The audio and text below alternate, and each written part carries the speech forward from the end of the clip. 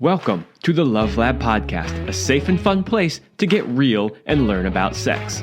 Whether you're a man or woman, single or couple, this is the show for you.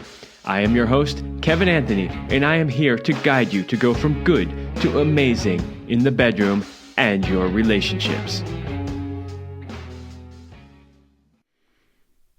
All right, welcome back to the Love Lab Podcast. This is episode 304. And it's titled Having Sex Again, Body Confidence, Sexploration, and More Sex. So there's going to be a lot of sex in this episode. That is not a bad thing. The more sex we can have in life, generally speaking, the better life is. So what am I going to be talking about today? Well, I'm going to be answering some more listener questions. When I did the last listener questions answered episode a while back, actually not a while back, just a few episodes back, I got to maybe a little bit less than half of the questions in that episode. So I have the other half today, and we're going to go through those. As always, I really appreciate when listeners of the podcast and viewers on YouTube send me questions and things that they are curious about or want to know what the answer is or some advice. So we're going to tackle that today. But before we do, Power and Mastery 3.0. Power and Mastery 3.0 is the latest version of the popular men's sexual mastery course. If you're struggling with erectile dysfunction, premature ejaculation, or simply want to increase your skills in the bedroom, then Power and Mastery is for you. Join the exclusive club of men who have taken their sexual performance into their own hands and become sexual masters. Mastering your sexuality is a key component to becoming the man she has always dreamt of and craves. Don't leave your sexual performance up to chance or the throw of the dice. Become a sexual master today by going to powerandmastery.com and joining the exclusive club of men who have taken their destiny into their own hands. That's powerandmastery.com. Okay. Let's get started here with the very first question, which is, I have just met a new man and I have not had sex in 20 years. Our relationship is progressing and I'm worried that I will not be able to have intercourse. I found you just by chance, and do you know where to start? What can you suggest? This is a great question. Thank you so much for asking me. There's a few things that I want to cover here. I think Celine and I did an episode. At this point, at 304, I don't remember them all, but I know we did an episode on what to do. I think that was one that I did early on after Celine passed, about like how to get back into having sex again when you've had a long break. So I'm going to cover a few things from that episode here, and then if you want, more detailed information, go look for that episode. So the first thing I would say is remember that it really is like riding a bike. Sex is like riding a bike. Once you learn how to do it, it's not like you ever really forget. And especially from the point of view of a woman. Now, I'm guessing, if you haven't had sex in 20 years, you're probably a bit older. So, if you were a man and you were concerned about being able to have sex after not having it for 20 years, I'd say, okay, you're older, you're a man, you haven't had sex in a long time. I don't know what your masturbation habits are, but there's a possibility that there could be some physical issues. I would say for a woman, it's a little bit less. Now, there can, of course, be some physical age-related issues that can make sex more challenging when you're older. But a little bit less, and they can be addressed a little easier. In other words, the two main things that women complain about as they are postmenopausal and they're older and they're wanting to have sex is painful sex, painful intercourse, and lack of lubrication. So lack of lubrication is easy to solve. You can just use lube. Painful sex, that can be a little bit more challenging, but can still be solved with some relative ease. So aside from any of those things, it's not like you've forgotten. You know how to do this. So I would say just don't worry about that. Don't let it get too much into your head, because then that can actually cause some of the problems that you are afraid that you might run into. As you get too much into your head and you get too nervous about it, and you can cause some physical performance challenges, such as maybe holding too much tension in your vagina, which might cause the painful sex that you're worried about potentially happening. The second thing I would say is set proper expectations. Now, again, I'm making some assumptions here because I don't know a lot about your situation. But again, I'm guessing if you haven't had sex in 20 years, you're probably a little bit older. Anybody who is a little bit older and who has had some experience would be okay with you telling them, hey, by the way, it's been a long time since I've actually had sex. And would you be willing to maybe go a little slower? Start out a little slower. Maybe do a little bit more foreplay. Maybe just hang in there until I kind of get back in the swing. This might be something, if you're in your 20s and you're dating, this might be something that, men in their 20s have a challenge with, where they're like, I don't want to deal with that or whatever. But older men should be perfectly okay with that. And if he's interested in you, if he likes you for all the other reasons, when we get together, it's not just about sex. There's a whole lot of other things that we look for in potential partners. If all those things are there and he's really interested, he should be perfectly willing to go slowly with you. And it might actually, depending on the man, it could actually be a bonus to him that you haven't had a whole bunch of previous sexual partners. So think of it that way also.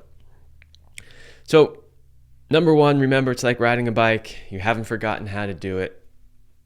It'll come back to you. Number two, set proper expectations. So just be upfront with him. He shouldn't mind if it's been a while since you've had sex. And, you can, if you set those expectations, then he's not expecting it to be some crazy, mind-blowing 5-hour, lovemaking session, right? The third one is see if you can both agree to give it a few tries, right? So this is something that Celine used to talk about, because she had a partner, her partner prior to her and I being together, that was significantly older. And he actually came to her and he said, hey, would you be willing to give it at least 5 times to see, if we're really sexually compatible? To which she said yes, and by time 5, it was significantly different and better than time number 1.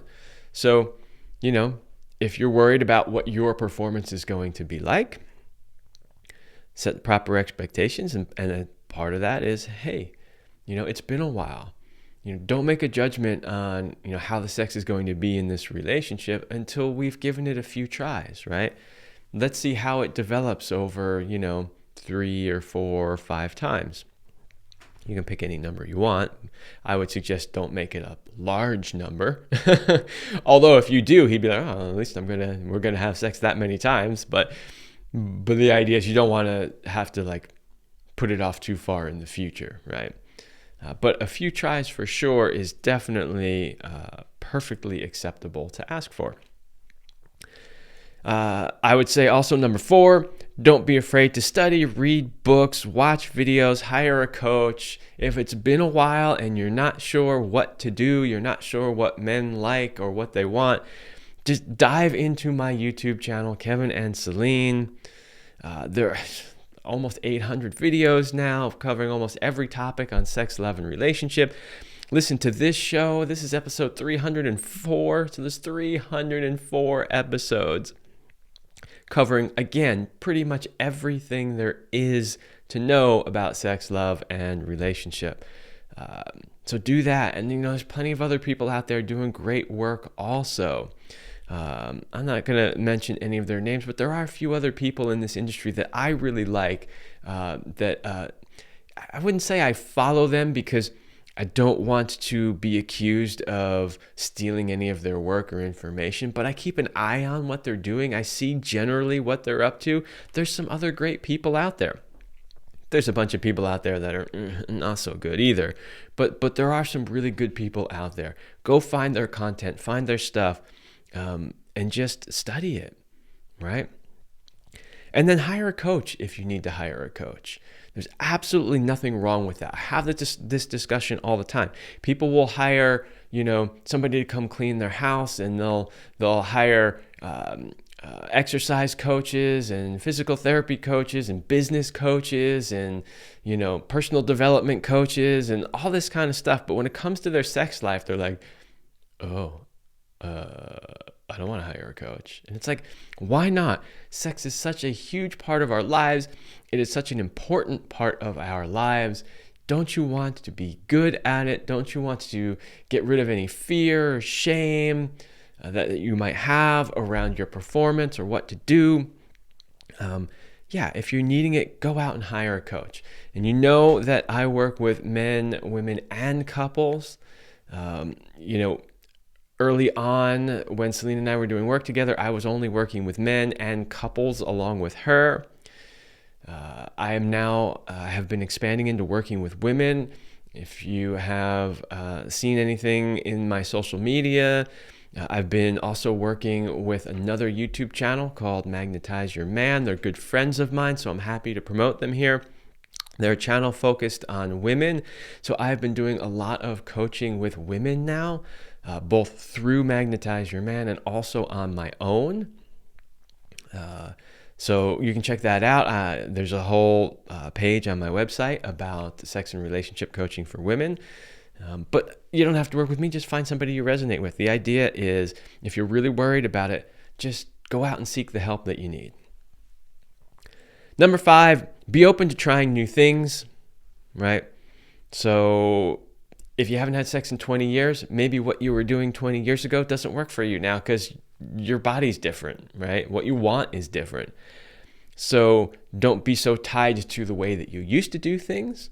Be open to the fact that you might like something you didn't like before, or some of the ways you used to do things don't work for you anymore. And experiment, try different stuff, see what works for you now in this moment. And then lastly, number 6, find out what your partner likes. What does your partner actually like? Too many people just kind of wing it and they don't ask questions. They don't have open conversations about sex and what each other likes. And so they're kind of fumbling around, just guessing and trying stuff. And that didn't work, or that was so-so, or that one he liked, right? Just have some great conversations around sex and around what they want sex to be, how they would like it to go, what types of sexual acts they actually like. And that can be great foreplay too. And you're getting to know this person. And you're getting to find out not only what they like, but what they don't like, possibly what their deal breakers are. So it's another great way to get to know somebody. So there you go. That is some advice on what to do if you haven't had sex in a long time. In general, just don't get too stressed about it. Don't overthink it in your head. You will be just fine. Take it slowly. Have good communication with your partner where you set really appropriate expectations and just be open to experimenting and having fun with it. Remember, sex is supposed to be fun. It's supposed to bring joy and good vibes and sensations. And it's really supposed to make everything better. And I think too many times we as humans put too much expectations on it. We create too much drama around it, and we make it something that then becomes stressful, as opposed to something that really should be helping us relieve our stress and connecting us more with our partner, bringing us closer together and creating more love and joy. So, all right. Number 2, the second question. By far, my biggest challenge in the bedroom is when it comes to being confident about my body. Anything you can help me with as far as being more confident. Do men really not care as much what you look like as they get older? This is a great question. And, I'm going to talk a little bit about men in general, and then I'm going to talk a little bit about men in general as we age. As I am getting older, I can absolutely tell you that things are shifting as far as what I like and what I want. So I will definitely give you that. But first, I will say this. If you're not happy with your body and where it's at, the best thing I can suggest is that you make an action plan to do something about it. The overwhelming majority of things that we don't like about our bodies, we can fix. We can change. And it doesn't matter how old you are. You might say, I'm too old for that. This is just what happens when you get old. You put on all these extra pounds and there's nothing you can do about it. But that's not true. Anybody can lose weight. There are plenty of examples of people in their 60s, 70s, 80s, 100s who are lean and fit. They're not necessarily freaks of nature or genetically gifted. They just kept with the healthy lifestyle, eating well and exercising and taking care of themselves, minimizing their stress, all of that for their whole life. And so they've managed to stay like that. So that's the first thing, is just if you look in the mirror and you're like, man, my stomach is too big, or my butt's too fat, or there's too much cellulite, or there's, whatever it is, just make a plan and say, okay, I am not happy with the way I look. I don't feel comfortable when I'm naked. What can I do about that? All right, I'm going to start by eating a little bit healthier. I'm going to start by doing maybe just a little bit more exercise than I normally do. Maybe I'm going to take a little bit more time for self-care and grooming and get some services done and maximize what I do have now. Do what you can to do the best you can with your body. I mean, look, there's some things we can't change. I always wanted to be 6 feet tall. I'm not 6 feet tall. There's nothing I can do about that, right? But I can make the best of how tall I am.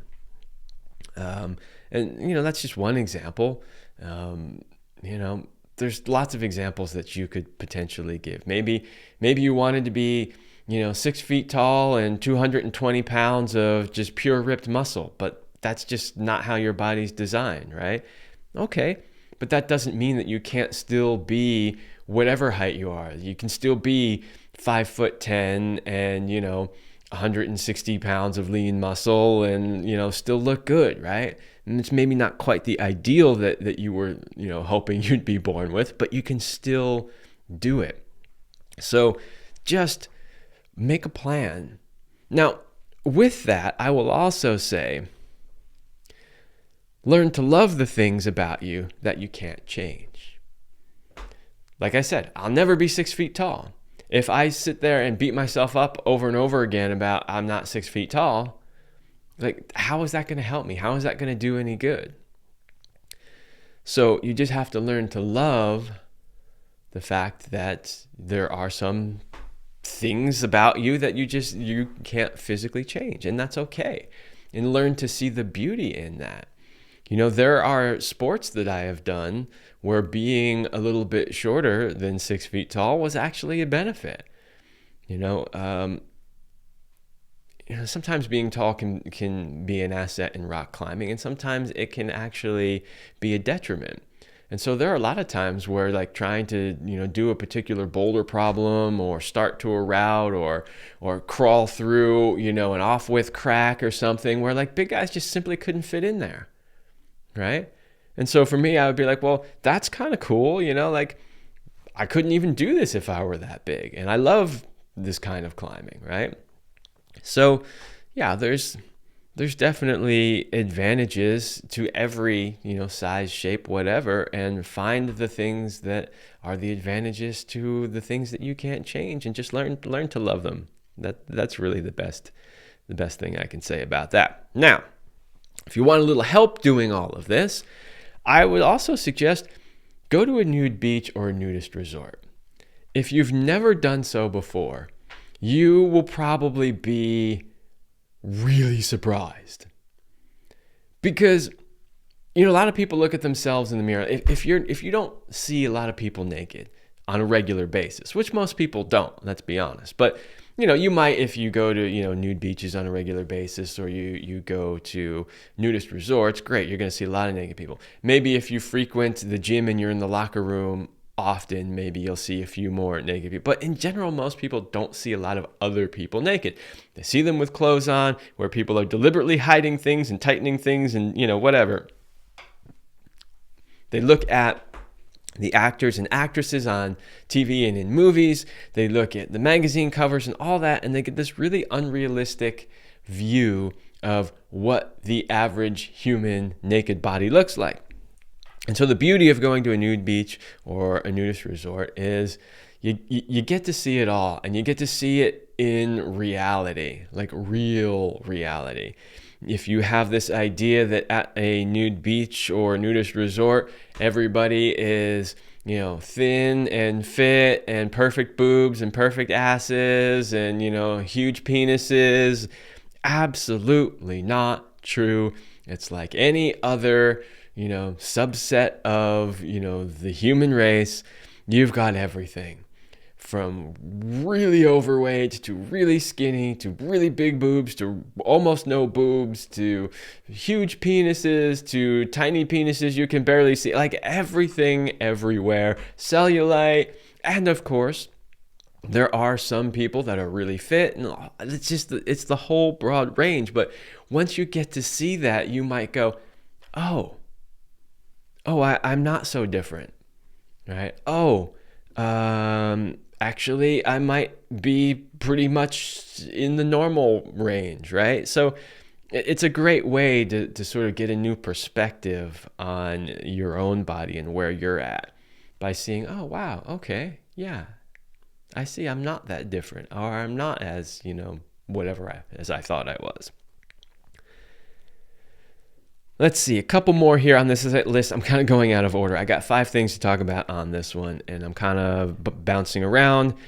But I would also say, ask your partner for reassurance if you need it. If somebody's choosing to be with you, especially if they chose to be with you exactly as you are now. In other words, sometimes people get together and, they're younger and they're really lean and whatever, they're taking good care of themselves, and then later on down the line somebody lets themselves go and their partner might not be super happy about that. But if you're dating or you're just getting together with somebody now and they like you enough as you are now, in order to actually want to be with you, then ask them for some reassurance. Obviously, they like who you are and how you are now, or they wouldn't choose to be with you. But you're probably making up a bunch of stories in your head about what they're actually thinking, a lot of which probably isn't accurate. So it would be okay to ask them, like, are you actually attracted to me? Is how I am now okay? If you are up or open for it, you could potentially say, is there something that, you would like to see me change?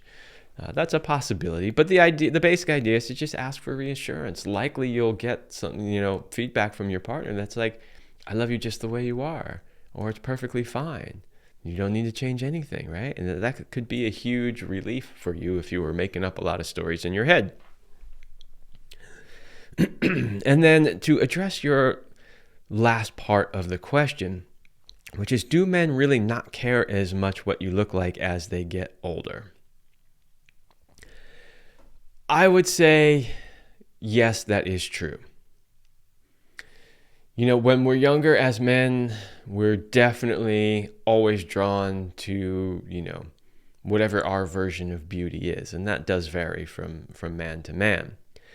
And we're willing when we're younger often to put up with a woman whose personality maybe isn't that great, but she's hot, right? I mean, look, that's just, it's just a reality of life. But by doing that, we make our own lives a lot harder because maybe, she might be super hot and might have a perfect body, but, maybe she's just a complete bitch, right? I mean, that can happen. Maybe she's emotionally immature.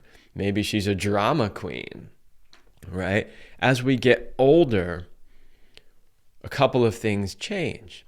Number one is we just don't have tolerance for the bitchiness, the drama, all those things that I just said. Like we don't want to deal with it. And at a certain point, we're like, we don't care how hot she is if that's how she's going to show up in the relationship. Now, if we just want to have sex with her, we might be willing to put up with it for a little bit while we have sex with her. But long-term relationship, we're just not willing to do it anymore. So there's that. And then we learn as we get older to see beauty in a lot more ways than just the perfect boobs or the perfect ass. And so we start to see like, oh, there's all these other parts of a woman that are really beautiful also, right? And so, it's pretty rare for me to look at any woman at this point and not be able to find something about her that's beautiful. That's just the reality. So having said that, as I get older and, as I find myself, I haven't really used this term publicly ever, I don't think, but as I am a widower, right, and I'm back sort of out there again, I'm seeing things differently because I'm older now, and I'm really out there thinking, what's most important to me is compatibility, personality, emotional maturity, or what we call EQ. How does she show up? How do we relate? That kind of stuff is far more important to me nowadays than the actual looks. Now, I value health and fitness. I stay active and fit myself. I eat healthy. So those are core values that are important to me. So obviously anybody I'm going to be attracted to is going to share those core values. So the chances are she's probably going to look good also, but I'm not focusing on that primarily. Now, I know that I'm speaking right now about myself and my preferences and how I've changed as I've gotten older, but I do see similar things with other men. I do coach a fair amount of men. They're not all young. They're all age ranges all over the place. And it is something that I see. Men start to look for other qualities more so than just looks. And, you have to keep in mind also, like, okay, let's say you are a little bit overweight. There might be a guy who's an amazing guy who's a little bit overweight too, who doesn't care that you're a little overweight and you're like a perfect match for each other. Like that kind of stuff absolutely happens. Selena and I had a friend who was a very eccentric friend. I think we've mentioned this on the show in the past. Very eccentric person. And, we've known him for a long time. He was married at one point and then not, and then had a bunch of different lovers, girlfriends, whatever. And then he met this woman who was just absolutely perfect. All the kind of kink and weirdness that he loved, she was absolutely 100% fuck yes to all of it. And I remember when they got together, Selena and I looked at each other and said, man, if he could find somebody who's a perfect match for him, there is somebody for everyone. There absolutely is. Like, yeah. So I say that because no matter where you're at in your confidence about your body, there's somebody out there that's a good match for where you are. Now, I still suggest that if you really want to be confident about your body, just look at whatever you think is not right and formulate a plan to fix it. And there's tons of resources and help out there to help you do it. And then, of course, the things that maybe you can't change, just learn to love them, find the positive in them, make the most out of them that you can. And yeah, I think that's really a great action plan. Now, I will say also, don't think that you have to wait to date until you've achieved your end goal. Just start working on it now, get out there dating, and just, keep doing it. In other words, sometimes people say, well, I'm not happy with where I'm at. And okay, I'm actually going to take steps. I'm going to formulate a plan. I'm going to do all this. And then once I lose 50 pounds then I'll finally put myself out there. And I would say you don't need to wait for that. Put yourself out there now as it is and do all of those things that you want to do to feel the best you can about yourself. And no matter what happens when finding a partner, you will become a better person. And that confidence that you gain from making these changes to your body will then also affect the rest of your life. You'll wind up noticing that you're more confident in your job. You're more confident in your interactions with random strangers or friends or even family members. You'll notice you'll start carrying yourself differently when you're out in public. So there's so many benefits to that extend far, far further than just attracting a mate. All right, there you go. That is number 2. I got 2 more that I want to cover. We're halfway through the show, so I am going to pause for a break. Are you a couple? Are your relationship and sex life where you want them to be? Are there changes you would like to make but just don't know how? Maybe you think there's nothing that can be done. If you are not 100% happy with where your relationship or sex life is, then get help today and change your life. Go to kevinandceline.com/sex-coaching-couples and schedule a strategy call with me today so we can map out a strategy to get you where you want to be so you can have it all your way. Go to kevinandceline.com/sex-coaching-couples and book your strategy call today. That link is in the description. Don't worry about the fact that it's long. You don't have to remember it. Just click on it. That, of course, is my couples coaching program. I love the couples coaching program. I love all the coaching that I do. This is like my calling in life. I just really love doing it, and I happen to think I'm pretty good at it. The feedback that comes in says I am also, so that's helpful and reassuring. But what I really love about coaching couples is that I get to work with both ends. So if I'm just coaching a woman, I can, guide her and help her, but there's probably stuff that her man needs help with, and I don't get to work with him necessarily, and vice versa. When I'm working with a man, there's a lot I can help him with, but there's always some things that his partner's probably doing or not doing that there's not much I can do about because I'm not working with her. So when I work with couples, I really love the opportunity to work on both halves of the whole that is a couple at the same time, and it's really amazing work. So check that out. Okay, number 3. I want to open up to my partner, but she is not willing to explore new positions. Any advice? Okay. When a partner is not willing to really explore, and that could be anything. It could be new positions or new sex acts in general, toys, whatever it is. There's a couple of questions I always have to ask. The number one question, of course, is, and you've heard me say this on the show probably many times, what is in the way?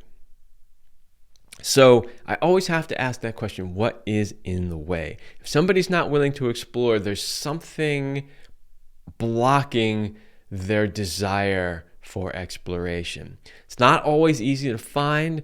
It's usually best to work with a coach or a therapist or somebody that can kind of help you unravel what's in the way.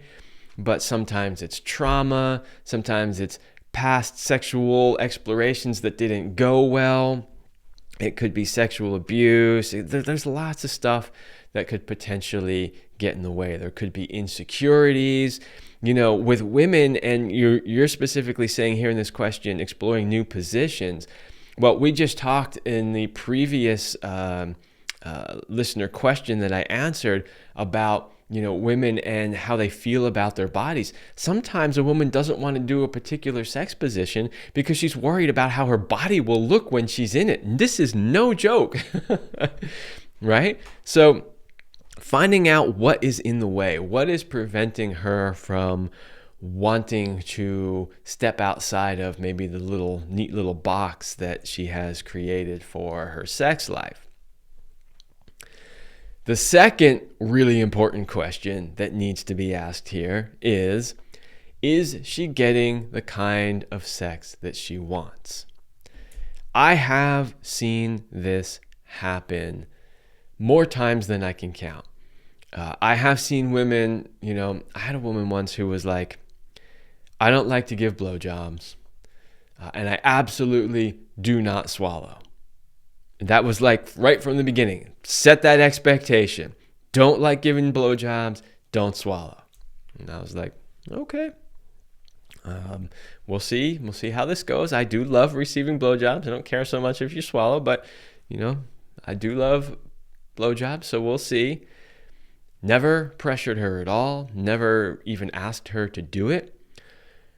But when she started getting the kind of sex that she really wanted, when she saw that I was showing up, giving her a lot of oral sex all the time, just because I like doing it, when she started having, literally mind-blowing orgasms all the time, all of a sudden I started noticing she'd just be going for it and giving me blowjobs all the time when I wasn't asking. Right? And I was like, okay, this is cool. I like this. Then she started swallowing and asking for it. And it was like, oh, she didn't like doing it because it was always a demand from previous men. And it was like, give me this, give me that, do this, do that. But then she would never get what she was needing in return. And so it was always feeling very one way. And once she started getting the kind of sex she wanted, once she started receiving, and having her cup filled, suddenly she was like, I want to give back, right? And I've seen that happen so many times. So, if she's not willing to explore, I got to tell you, you got to look in the mirror. You got to be honest with yourself. Ask the tough questions. Is she really getting the kind of sex that she wants? The kind of sex that turns her into a ravenous sex goddess who is craving your cock. She should be. And if you're doing her right, she will become that. So that is another important question that I would ask. Some additional pieces of advice would be start with small explorations. So, let's say she only really likes when missionary position when you're on top. And she doesn't want to do, I don't want to do doggy, or I don't want to do side, or, just start with a small exploration. Say, hey, honey, what if we just put a pillow under your butt? Still missionary position. We're just changing the angle of your hips. Let me know how that feels for you. You might like it even better, right? So start with small explorations and see how they go. And maybe you can start to gradually work up to bigger explorations. But if you try to go right from, the neat little box of here's what I know how to do, here's where I feel comfortable, and try to jump way outside that box, not likely to work well. So, start with small explorations. Number 4 is be patient. Don't push too hard. Accept her for where she's at in that moment. And hopefully, if she's getting the kind of sex she wants and you're kind of doing sort of small explorations little by little over time, you'll start to see it trending in the right direction. She'll start to open up and potentially want to maybe try something new. Something that comes from her suggestion as opposed to yours. And the last piece of advice I have on that one is you got to make sure that you're really creating a lot of safety and trust in the relationship. This is super, super important. I have done an entire episode, actually Selena and I did an entire episode on safety and what does safety really mean. So please go listen to that episode. It is really an amazing and important episode when it comes to understanding what women need as far as safety, what they need to really open up and be fully expressed sexually. And I think I also did an entire episode on trust. That's another big one. So if she feels really safe and she absolutely trusts you and she's getting the kind of sex that just she absolutely craves and blows her mind, and you've solved whatever potential mental, emotional issues are in the way, she should then absolutely be open to exploring new positions or toys or whatever in the sexual realm. So that would be my advice on that one. I'd also add to that, it's not actually on my list of notes here, but I would also add to that, like, just make sure that there's no pressure or expectations. Like, it's like, hey, we'll try this. And if you don't like it or if it doesn't work out, we won't do it again. And if it totally fails for both of us, let's just laugh about it. Like, take the pressure and the expectation off of it. That also makes things a whole lot easier. All right, very last question for this episode. Right now, the number one challenge with my love life, and I know this sounds selfish, is not having sex on any sort of a regular basis. Okay. This is a challenge I hear from a lot of men. There's probably the number one complaint from men when it comes to sex, which is, I'm not getting enough sex. All right, fair enough. What can we do about it? Number one, I would ask, are you initiating sex? Or at least attempting to initiate sex? Now, generally speaking, men do tend to want to initiate sex more often. However, a trend that I have seen in the last few years is, especially post Me Too, even if you're in a committed relationship or you're married, men are now in this place where they're somewhat afraid to ask for sex. And so if you're not taking the initiative to initiate sex, well, depending on your woman and where she's at, she may not take the initiative to initiate, in which case you're not initiating, she's not initiating, there's no sex happening, right? So take a look at where you're at. Are you in a place of afraid to initiate? Sometimes it could be you've attempted to initiate so many times and she said no so many times that now you're not even attempting. So basically figuring out how you can, from what I would call the integrated masculine framework of, being both a strong masculine, but also being emotionally mature and being able to access your feelings. How can you come from that integrated place and initiate sex in a healthy way that doesn't feel needy or complaining or anything like that? Okay, that's the first piece. The second thing is okay, if you are initiating, what kind of response are you getting? Are you getting, not tonight, I have a headache? Or are you getting, I'm too tired? Like, what is the response that you're getting? Are you getting the, all you ever want is sex, right? Figuring out, which this leads me to the number 3 thing on the list, is figuring out what's in the way. Very similar to the previous question. What is in the way? And the responses that you get when you do try to initiate sex will start to clue you in potentially to what is in the way. And if those responses aren't cluing you into what is in the way, then you have to figure out what is in the way, because something is in the way. Now, it could potentially be that you just have very mismatched sex drives. And that happens. If that's the case, though, you have to be honest with each other and you have to figure out a solution that allows you both to have your needs met. It is not fair to be in a relationship and say, well, I just don't want that much sex, so therefore you're just not going to have that much sex because we're a couple and there's nothing you can do about it. And I control, how much sex you get. Like, that's really not fair.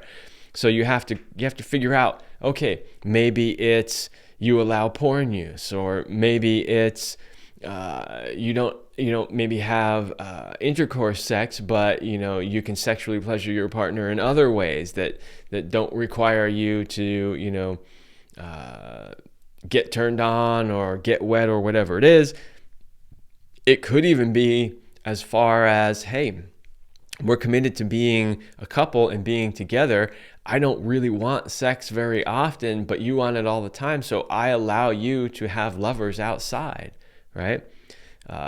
Maybe if you're in a place where there's legal prostitution, where it's relatively safe and the women are tested and you're not breaking the law in any way, maybe you have an agreement that allows you to go visit, that from time to time. So there are ways to handle the mismatched libido. In fact, it's interesting. I was at a gathering this weekend, and I ran into an old friend who I haven't seen in a long time, and found out that he was now married to this woman. And when I was talking with somebody else about it, they were like, oh, well, you know that she's a sex worker, right? And I was like, oh, I actually didn't know that. That's a broad term. It can mean a lot of different things. Not sure exactly what it means in this case. But what the person was saying to me was like, well, it actually works really well for them because he doesn't have a very strong sex drive, and she does, right? So that's just, I know it's like a super extreme example. You're not likely to run into that example, but when you're in this business, you travel in interesting circles and you meet interesting people, but that works for them, and that's an agreement they have. So there's a possibility that there could be a mismatched libido, so then you work together to figure out how you can make it work for both of you without holding one person sort of hostage, so to speak. So we want to try to find out what's in the way. And then same question that I had the listener ask himself in the previous question, but is she getting the kind of sex that she wants? This is something that I see all the time. Women who are just really not that interested in sex, when they finally start getting the kind of sex that they want, not only are they interested, but they become these ravenous sex goddesses, especially if they really have never gotten that kind of sex. Like, once they realize, like, oh my God, that was amazing. I'm like shuddering, like shaking, all curled up, on the floor after that. And I can't move. I can't get up and walk across the floor. I'm like, my legs are weak. Like, I'm altered state of consciousness. Like, once they start having that kind of sex, they generally want it more often. The problem is, and you see this a lot, or at least I see this a lot, is, and I've talked about this on the show many times, the average guy, depending on which study you read, he either lasts 3 to 5 minutes or 5 to 7 minutes. It takes the average woman 20 to 30 minutes to achieve orgasm. That is actually on the short side for most women. It could be 40 minutes or an hour. It's nowhere near the length of sex that most people have is nowhere near the amount of time that a woman really needs to be satisfied. Throw on top of that most men do not do a lot of foreplay, so they're not getting the women properly warmed up. So it's like super short foreplay, insert penis in vagina, 5 minutes later, he ejaculates, sex is over. And it's like, well, why would she be interested in more when that's the kind of sex that she's getting? It doesn't really do a whole lot for her. She doesn't even have an opportunity to get turned on yet, and you're done, right? So you really got to ask yourself, what kind of sex is she getting? And if what I'm describing as the sex that most people have, if you're anywhere near that and she doesn't want sex, the very first thing I would do is learn how to become a sexual master.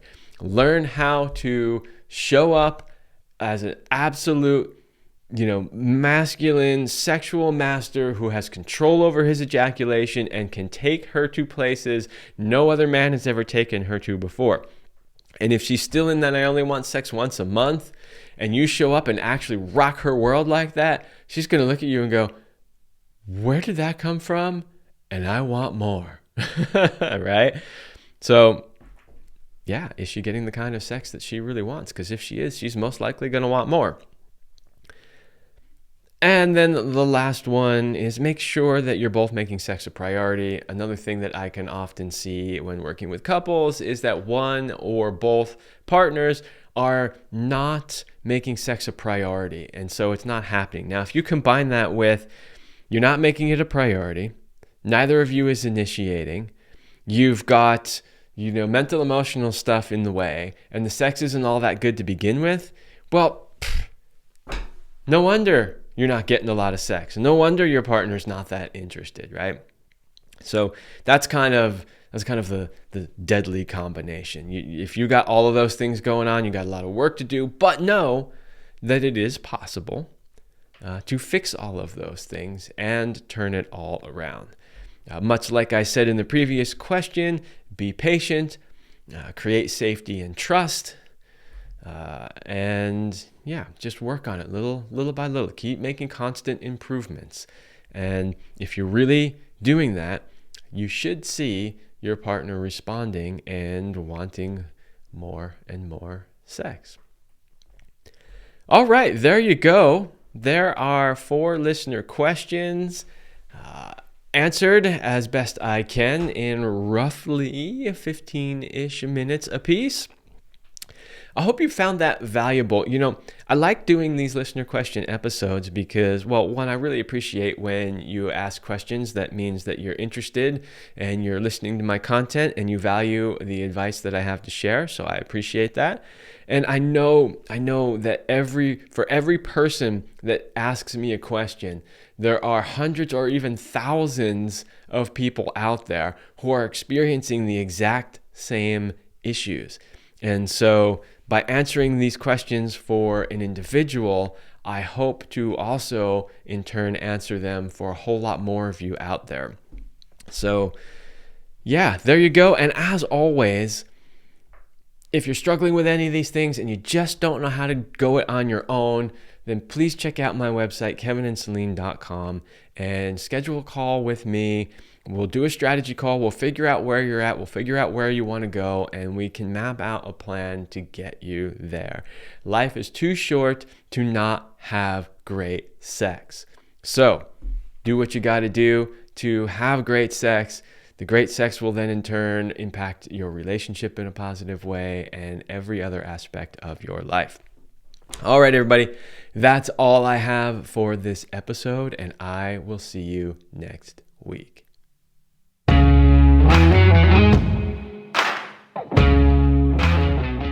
I hope you liked this episode of the Love Lab podcast. If you enjoyed this show, subscribe, leave us a review, and share it with your friends.